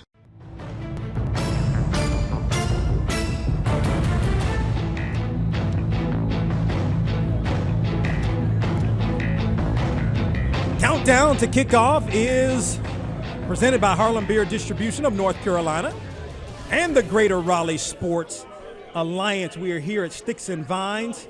We're having a great time. It's a great crowd. Thank you to those, of course, joining us online as well. So far we've talked with Adrian Jones, the head football coach at Shaw, North Carolina Central head football coach Trey Oliver, Marcus Hilliard, the head football coach at Elizabeth City State, Fayetteville State head football coach Richard Hayes joined us, Johnson C. Smith head football coach Maurice Flowers joined us, and in the last segment, Livingstone head football coach Sean Gilbert joined us as well. Well, a gentleman I've known for quite some time, is no stranger to our countdown, makes the trip from Winston-Salem here to Durham. He's no stranger to Durham, having been a legendary player at North Carolina Central. Robert Massey, in his 5th season as the head football coach at Winston-Salem State, joins us here on the Countdown to Kickoff. What's going on, Coach Massey? I'm hanging in there, man. Glad to be here. Appreciate you with the invite and enjoying it every year. Absolutely. Thank you for coming. Your thoughts on the Rams season last year? Well, last year, defensively, we were ranked nationally in the top 10. We struggled offensively. We had some injuries. But, one of the things that we kind of struggled with was really our infrastructure. When I talk about that, I'm talking about our coaching staff. We were young on the offensive end. And we hit some bumps in the road, and it hurt us.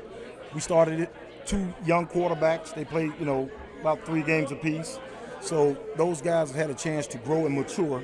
and that's a good thing going into this season. You mentioned, we were just talking, you just hired Chris Barnett, who was formerly at A&T as an offensive coordinator for several years. A&T put up a lot of points, so I know you got to feel good about that. Yeah, definitely feel good about Coach Barnett. We also hired Glenn Reese, who's the receiver coach over there as well. So what we're trying to do is we've gotten old on our offense, but not by players, but by way of the coaching staff. So the maturity factor and the experience in itself is going to help the guys buy into what we're going to do this year offensively, as opposed to some of our struggles from a season ago. Speak to playing last year in the Black College Hall of Fame game in Canton, Ohio, where you played Central State. Yeah. And won that game. I think it was at 21. No, we lost that. Oh, you lost that. I'm sorry. So you didn't win that game, but close game at least for a while. But the experience of playing in that game. Well, one of the things that when you're in college football, sports in particular, the young men and women that participate, they get the opportunity to travel a lot of times to places they'll never go if it wasn't for the experience of college or athletics. So that was a good deal for our guys in itself. They got a chance to see the National NFL Hall of Fame as well as the Black College Hall of Fame there as well. But the game didn't go as planned. Right. But again, we talk about the totality of the experience was outstanding, and it's one that I think they need to continue to do so all the historical black colleges get the opportunity to go there, have that experience and play in that game, because it's really a good deal. And, they put some money into the university's pocket. For you mentioned infrastructure a little bit earlier. Spring practice. How was spring practice for you this year, particularly? And I find that kind of interesting because now you have Chris Barnett as your offensive coordinator, but he wasn't there for the spring. So that's an interesting dynamic. But how was spring? Well, believe it or not, he got there the last week of spring ball. Okay. And we ended up scoring about 30 points in the spring game. Right. So we're very excited about what he brings to the table. A lot of times, at this day and age, the minute you hire a coach, the first thing kids will do is they'll Google him, or they'll see his resume. Well, he has an impeccable resume to where now he commands the attention from not only the players, but the returning coaches on the offensive side as well. So, and what I saw in that 1 week of preparation was what I needed: professionalism, having a plan in mind, sticking to the plan, and executing the plan. Good coaching, great recruiter, and those are things you look for in coaches. But if you can get that in an offensive coordinator or defensive coordinator, now you're batting 1,000. The season were to start today, who would be your starting quarterback? That I do not know. Okay. And the reason being, we did sign three other quarterbacks. One transfer and two other high school guys. That competition is going to be wide open, because one of the things that I felt real strong about when I interviewed Coach was that quarterback position. For lack of a better word, that's the CPU unit of your team. And he has to make great decisions on the field as well as off the field. And that's what we're looking for in terms of who's going to be our starting quarterback. But now, one guy that's going to be in that backfield, I believe Jatwan Stafford comes back. Yes, sir. For you. Running back was all CIAA, or all rookie CIAA, I believe, on last year. Rushed for maybe, I forget what he rushed for, maybe 500? Yeah, right close to 500 500 yards. Yeah, 493, I think. But speak to how much more of an expectation you have for him in 2023. Well, Stafford was actually our second string running back. Okay. Asa Barnes, kid that transferred in a year ago from East Carolina, he had most of the rushing, took out that load. He had about 800 yards rushing. He just got injured at the end of the year, and Stafford came in and showed and flashed. And we feel good about our run game. That was probably our strength a year ago. We averaged about 140, 150 yards a game rushing. So you're going to have to run the ball to win games at this level. And we feel good about that going into. Our thing now is really the trigger man. And then some other guys you're expecting to step up for you offensively. Well, we got some guys returning. Local kid, Willett McDuffie, offensive lineman. Keith Quick is our left tackle. We expect those guys to get better because they've been in the system now for 2 seasons. And then, we got, of course, R.J. Mobley, all-conference, preseason all-conference wide receiver, 6'3", 6'4" kid, very productive in the top 10, top 5 in certain categories a year ago in the conference. And then we have some transfers coming in. We got a kid from Durham that was at Miles Dillon that was at Wingate. He's coming on. So, we've tried to address our offensive issues and tried to give Coach Barnett all the talent that we could put around him so he can make sure from day one when we hit that field and when we play, we'll be scoring points. And then defensively, I mean, what are your expectations there and some of the names we need to be on the lookout for? Well, being a defensive guy by trade, you know, I kind of have a better grips on that. We got quite a few guys coming back. Kyle Kamar, Trevor Willard on the defensive line. We got some returning linebackers that played a little bit last year that we expect to mature. Secondary, fortunately, is our stronghold. You know, Jalen Gillette, Narik Smith, Terrell Chance, as well as Terrell Fleming. Those guys, they played a lot last year, and they all had about 3 interceptions apiece. So we expect the defense to continue to be pretty good. We were ranked last year nationally in the defensively, number 10 in the country, and number 1 on first down defense. That's a new stat. Oh, wow. But what that stat tells you is, from kickoff, those guys are ready to play. And if we can get offenses playing behind the sticks early, that increases our chances of getting off the field and giving that ball back to Coach Barnett and the offense. You know, I know coaches and you specifically probably don't like to look too far ahead, but I look at that middle of the season schedule, 3 of your 4 games, which is a good thing, at home. Yes. For you, Elizabeth City, Bluefield State, and Livingstone. Speak to, especially you're talking about CIAA play, how big that is for you and how important it is for the Rams to play well. Well, you know, our problem has been we've started slow. And the last 2 seasons, we had a lot of games where we were on the road early in the season. But when we came home, the crowd blessed us. They showed us love, support, and everything, and our kids played extremely well. So we'll have the opportunity now to start fast and finish strong because we have 3 in a row home games. And it's nothing like playing at home. You know, Bowman Gray Stadium, you know, sellout crowds, you know, the fan support is unbelievable. And we're grateful for that. You know, one thing we do at Winston is we travel well and we support. And that's what we're going to do, continue to do, to improve ourselves on that field in terms of winning games. You know, I hadn't said this, but I want to make sure everybody understands our goal is to win the conference this year. You know, it's interesting. We have Adrian Jones here, the head coach at Shaw Trey Oliver of North Carolina Central. Both of those guys played at North Carolina Central, but you were before those guys. They probably looked up to you. You're such a great player at NCCU. What do you remember about those days with the Eagles? Well, you know what? Back then, obviously you didn't have the transfer portal and things of that nature. We assembled a pretty good staff, a team, man. I couldn't believe some of the accolades coming into college. Some of the guys had that were at a historical black college for Division II. We had about 3 guys that were actually Shrine Bowl starters. So, you know, back then that was a heck of a feat. And for us to turn that by 88, we turned that into a playoff team. And, you know, those are all great memories. And we try to mimic some of the things we've done back then. And today, obviously a little different, but in terms of getting a great group of talent, getting them together in single season, molding it, and winning the championship and going into the playoffs. And then your time in the league, you were a second-round pick, yes, if I'm not mistaken, out of Central by the Saints. Yes, sir. All rookie first year, solid career in the National Football League. Just your memories of playing in the league. Well, you know, for me, a little off the subject, but we're talking about my personal deal. My wife was my mother, and she's always been in my corner, you know. And you know, I wanted to make sure I took care of her because she took care of me. Right or wrong, indifferent, mom was there. So for me, that experience was living a dream, and then being able to provide for your family and your loved ones is just unbelievable. And I share that with everybody. I tell all the players, you know, you got to have a couple of plans. You know, it's nothing wrong with wanting to be a professional athlete, but understand that that's going to be tough. But I'm living proof it can happen. But at the end of the day, let's get that degree. Let's win some championships. So 20 years from now, when you come back to your school, they'll know who you are, as opposed to at some of the bigger schools, they might not know who you are unless you Michael Jordan. And you understand what I'm saying? Right. So that experience is you know, the best experience of my life. Again, well, Coach Massey, we really appreciate the time, and good luck to you and the Rams this season. Thank you. Appreciate you. Go Rams. Give it up for Robert Massey in his 5th season as the head football coach at Winston-Salem State. The Rams open the season at North Carolina Central on Saturday, September the 2nd. Up next here on the countdown to kickoff, North Carolina A&T head football coach Vincent Brown. All right, man. Yes, sir. Appreciate you, man. Thank you for coming out. Yes, sir. PB Blaster busts the toughest rust anywhere it's found.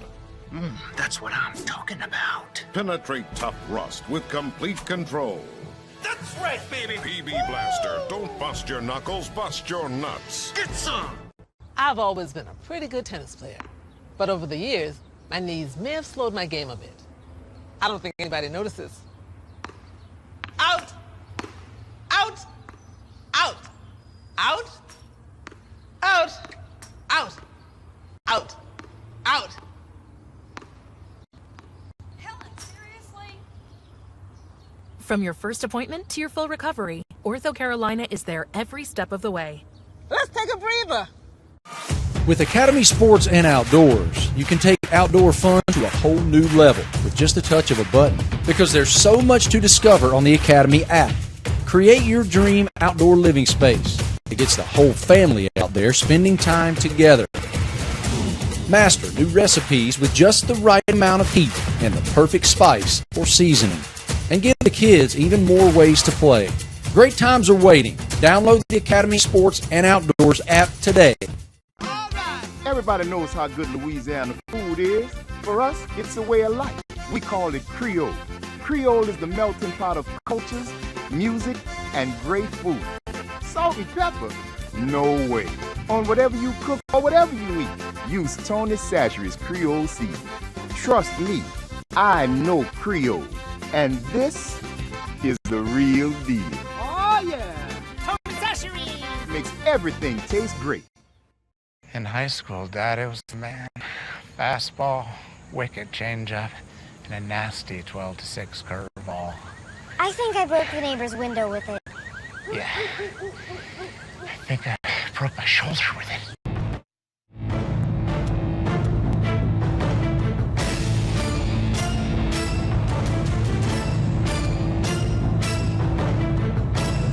The Countdown to Kickoff is presented by Harlem Beer Distribution of North Carolina and by the Greater Raleigh Sports Alliance. So, tell you what, we've come towards the end of the show with our coaches, but this is who we've had to this point. It's been a great event, great people in the crowd. Thank you all for joining us, those that are watching on live stream. Adrian Jones started things off, the head football coach at Shaw. Trey Oliver, the head football coach of North Carolina Central, followed. Then Elizabeth City State's head football coach Marcus Hilliard joined us. Fayetteville State head football coach Richard Hayes was part of the program. Maurice Flowers, the head football coach at Johnson C. Smith, joined us. Livingstone head football coach Sean Gilbert joined us as well. And in the last segment, Robert Massey, the head football coach at Winston-Salem State, joined us as well. Last but not least, we have a bunch of Aggies that are in the house. North Carolina A&T, the new head football coach of A&T, Vincent, the Undertaker, as he was known back in the day. Brown joining us here on the Countdown to Kickoff. Coach Brown, we appreciate the time. Welcome to the program. My pleasure. Thank you for having me. Absolutely. So I want to start here. What led you to take this position? I think it's a great hire. As a matter of fact, we'll talk more about your history. But the position as the head football coach at A&T, what led to this? How did this come about, really? Yeah, so I was very comfortable in my prior position. It was with a great head coach, great environment, and it would take really the right institution with the right resources, the right support systems, the right fan base, the right vision for the program for me to leave William & Mary. And when I got a chance to speak with A.D. Hilton and Chancellor Martin and the folks at A&T, it was clear that there was alignment to where they wanted to take the football program going into the CAA and what my vision of running a program would be. So it was ideal. Yeah, and of course, having familiarity with the CAA, we'll talk a little bit more about that. Now, I believe this is your first head coaching position. Correct. So getting into Greensboro, what were some of the first things that you did? The very first thing we did was to have a meeting with the team to lay the foundation of what we expect our football program to be. And literally, it's about becoming educated men. That was the very first message to our kids. We want to compete for championships on the field, but at the end of the day, there's one certainty. Your football career is going to end, and your education and the opportunities presented at A&T through your education are unlimited, as long as you take advantage of those resources. Yeah, no doubt about that. What did you see on tape when you looked at the tape of some of the players, or is that something you do initially of kind of evaluate, what you have? Has been some players that have transferred out of the program, but sort of what did you see when you looked at the tape? Yeah, absolutely. You try to get a feel for what the roster is like and who do you have coming back that can compete in that conference. And I felt like there are a lot of talented kids on our team. We obviously lost some kids to the transfer portal and graduation, and those are hard to replace, but there's talented players, there's young players that are energized about what we're trying to do. And so I'm very excited about the upcoming season. Your first spring game, what was that like? Take us through that. What did you see from your Aggies on the field? It was awesome. We had, first of all, we had a great crowd to show up and support the players. Our kids have really bought into our style of play on both offense and defense. And really the biggest thing is about developing the culture of accountability, not beating yourself, eliminating the things that cause losing. And so I was very pleased with that because we have the foundation laid to build on going into the season. I'm going to ask you this, right? Because, 3 quarterbacks that all come back for you all played last year. If the season were to start today, who would be your starting quarterback? Oh, great question. One of those 3, plus maybe one of the freshmen. Speak to what each brings to the table. They all bring something different. Either 3 of them could be your starter. Either one. They're all very talented. They all have a very slightly different skill set. And as we craft the offense, we'll build the offense around the talents of our players always. And so Zach Yeager, Eli Brickhandler, Austin Hooker are all very talented young men. And there's no rule that says we only have to play one. So we'll see if someone separates themselves from the other 2 and go from there. Is that, I know you've been, sort of a defensive guy throughout the course of your career, but so you're open to having sort of maybe a 2 or maybe more quarterback system? I've seen firsthand the challenges that it can create for a defensive coordinator, especially when the players have very different skill sets. And so we just want to make sure we're putting the best players, the most dependable players in position to do what their God-given talents allow them to do to give us the best chance to win. Your philosophy, speak to them both offensively and defensively. So big picture-wise, eliminate the things that cause losing. Those are penalties, mental mistakes, defensively poor tackling, offensively blown assignments, and turning the ball over. So don't beat yourself first and foremost. And then we really want to be a physically rugged, run the football first, take shots offense, and defensively keep the ball in front of us, not let people get behind us and stop the run. For you, speak a little bit to the coaching staff, and you actually kept a couple of the coaches from the previous staff. Yeah, putting together the staff is probably the most critical component in laying the foundation for what you want to do. And I think we have one of the best staffs in FCS football. We have coaches on our staff that have played and coached in the NFL, that have played and coached in national championship games, that have played and coached and won conference championship games, HBCU, PWI, NFL, and first and foremost, they're great teachers and mentors. And so I feel like we got a great staff that will help us lay the foundation for what we're going to need to be able to do to compete in the conference. A&T has a very passionate fan base. Now, I'm sure you've already seen that already. But how have you taken to Aggie land, and how have the Aggies responded to you to this point? It's been great. I've embraced the passion. Hey, I love the fact that the fans expect to win. We expect to win. Are you going to win every game? Maybe not, but we expect to win every game that we go out in. And when you have passionate fans, they help build the foundation. Our fans are already giving back to Aggie athletics and to football in particular. And so, we're excited about our fan base. We understand the challenges ahead, and we're going to build on what we have in place so far. You know, your Coach Mike, you coached under him for, you were under him for so many years, going back to the Howard days. William and Mary, which I think is a plus when you're talking about having played a CAA school coming now with A&T coming into the CAA. What has he meant? Going back to Richmond in Virginia, you know, you were part of that national championship team, right. I think in 08, That's Richmond. Right. What has he meant to you, you know, as a mentor? He's been tremendous. He's been like a big brother. He gave me my first collegiate full-time coaching job. He hired me as the first coordinator. He's given me opportunity after opportunity, and really has shown me that it's okay to be loving. It's okay to be respectful. It's okay to treat people with dignity and respect. And you can coach the kids hard, but you don't have to denigrate them, demean them to get the best out of them. And I was just on a call with them night before last, and it was just awesome. He's been a tremendous blessing in our lives. How did you get that name, The Undertaker? Where does that come from?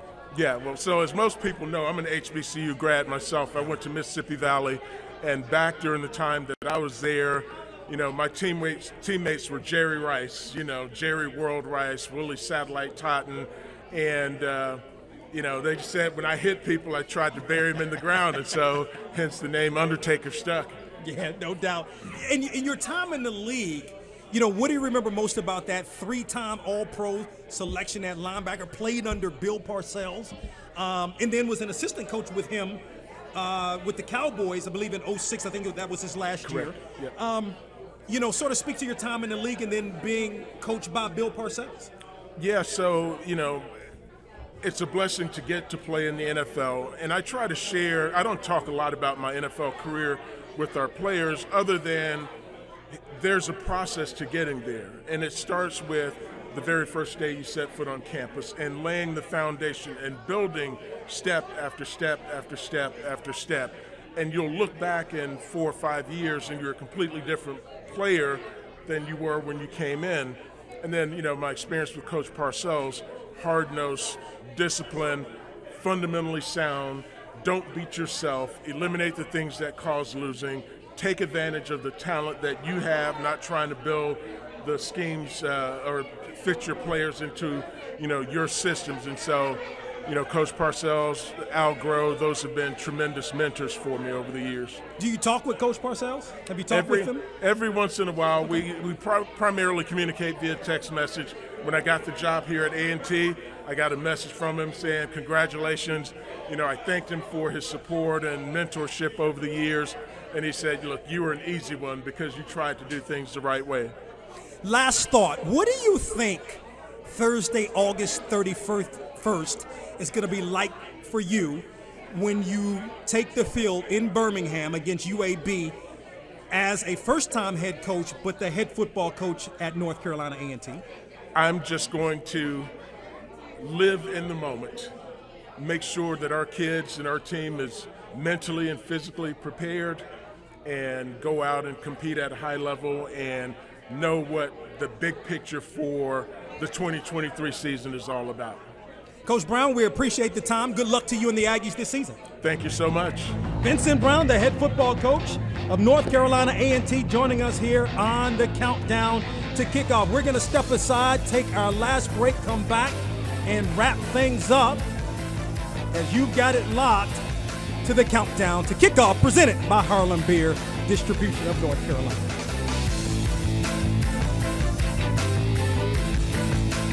High school, Daddy was the man. Fastball, wicked changeup, and a nasty 12-6 curveball. I think I broke the neighbor's window with it. Yeah. I think I broke my shoulder with it. PB Blaster busts the toughest rust anywhere it's found. That's what I'm talking about. Penetrate tough rust with complete control. That's right, baby. PB Blaster. Don't bust your knuckles, bust your nuts. Get some. All right. Everybody knows how good Louisiana food is. For us, it's a way of life. We call it Creole. Creole is the melting pot of cultures, music, and great food. Salt and pepper. No way. On whatever you cook or whatever you eat, use Tony Chachere's Creole seasoning. Trust me, I know Creole. And this is the real deal. Oh, yeah. Tony Chachere. Makes everything taste great. With Academy Sports and Outdoors, you can take outdoor fun to a whole new level with just a touch of a button, because there's so much to discover on the Academy app. Create your dream outdoor living space that gets the whole family out there spending time together. Master new recipes with just the right amount of heat and the perfect spice or seasoning. And give the kids even more ways to play. Great times are waiting. Download the Academy Sports and Outdoors app today. I've always been a pretty good tennis player, but over the years, my knees may have slowed my game a bit. I don't think anybody notices. Out! Out! Out! Out! Out!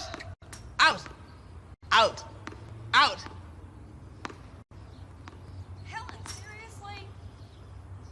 From your first appointment to your full recovery, Ortho Carolina is there every step of the way. Let's take a breather.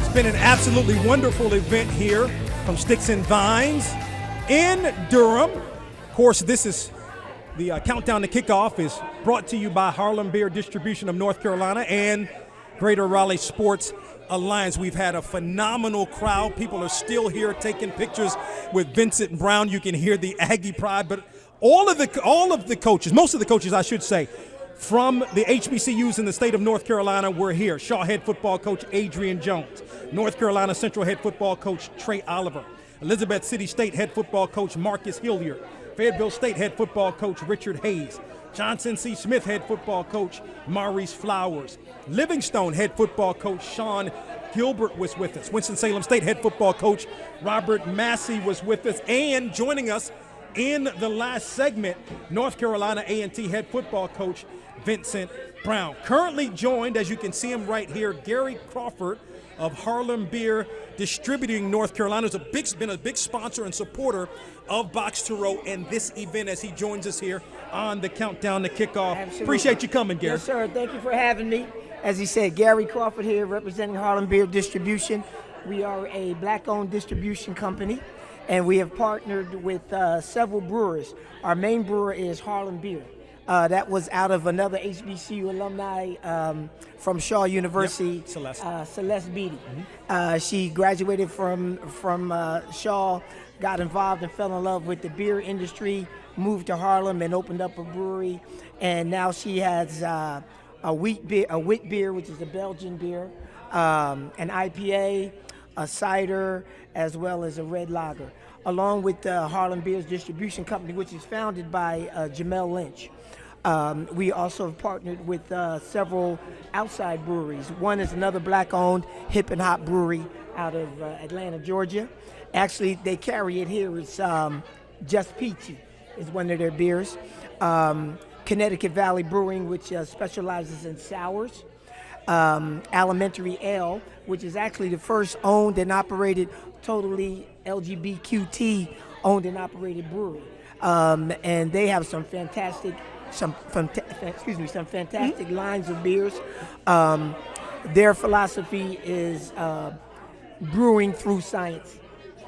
We also do a Lakata wine. What's the guy's name? Raekwon? Raekwon, yeah. I don't know if they have it here. The rapper Raekwon. Yeah, Raekwon the so chef. Raekwon the chef. That's right. So he has a fantastic Lakata wine blend beer. And we're also doing, if folks are into CBD, Drink the North. So this is a really great lineup too.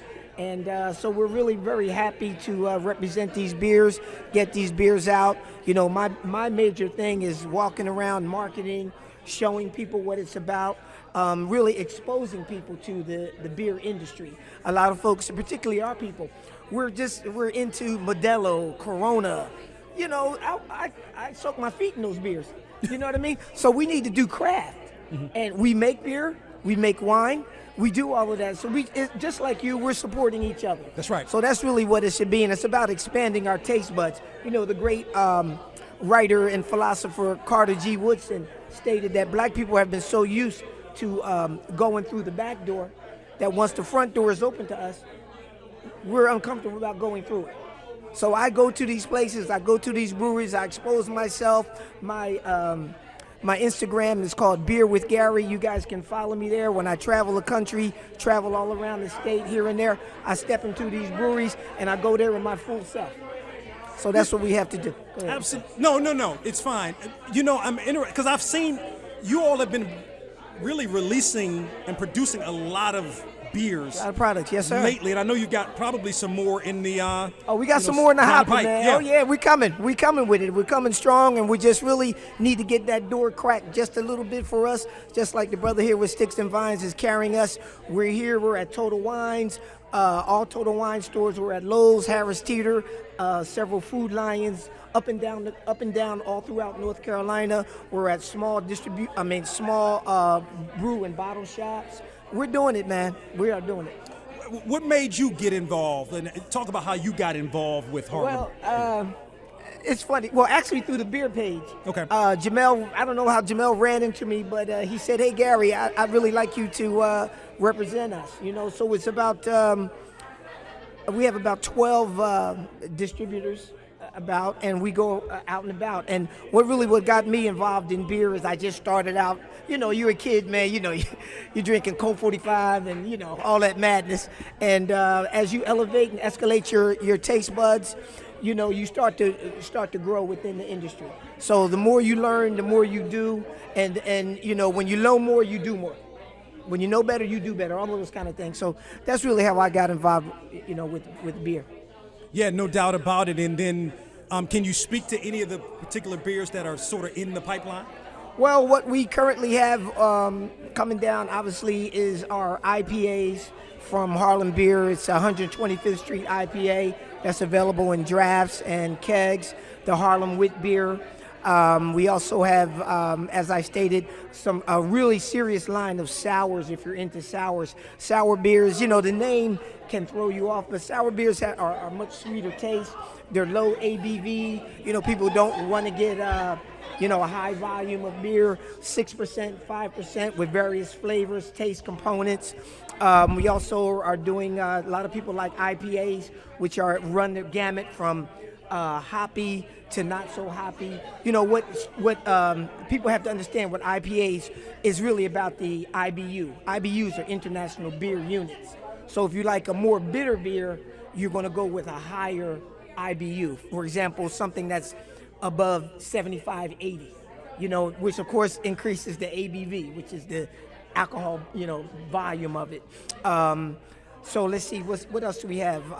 As I stated, we also have for people who really don't want to drink wine or drink beer, like I said, I always push them towards CBD products. And in that product, with Drink the North, we have various flavors with that, all legal, you know what I mean? This isn't, you know, backyard weed. This is actual drinking component, right. And it gives you a nice cool out level of elevation without getting, you know, blasted like beers may possibly do. Right. Well, Gary, we appreciate the time. We appreciate the Port of Harlem Beer in sponsoring Box to Row in this particular countdown to kickoff, man, and continued success to you. Yes, sir. We appreciate it, and we really appreciate all that you're doing. We are definitely sponsoring more HBCU activities. We're going to be at A&T's homecoming, I believe. We're hitting them all. So this is what we do. Where black people are going, this is where we're going. All right. Appreciate you. Appreciate you, brother. Yes, sir. You got Take care. We're going to get it ready to wrap it up here. The countdown to kickoff. Got to give a lot of big thank yous, those that came out. As a matter of fact, to the countdown to kickoff, those that watched on Big Sports TV, as well as boxtorow.com and the Box to Row YouTube page. I got to give a special shout out to my wife, Kim. Had some great gift bags, really put some things together, really helped out a bunch. My daughter, Fallon, my son, Skylar, did really good work here today. I really appreciate them as well. I want to thank Benita Best of the Triangle Tribune, who came out to the event, Chris Clark and Todd Gibson of CBS 17. Brian Holloway, the sports information director at A&T, also came out to the event today as well.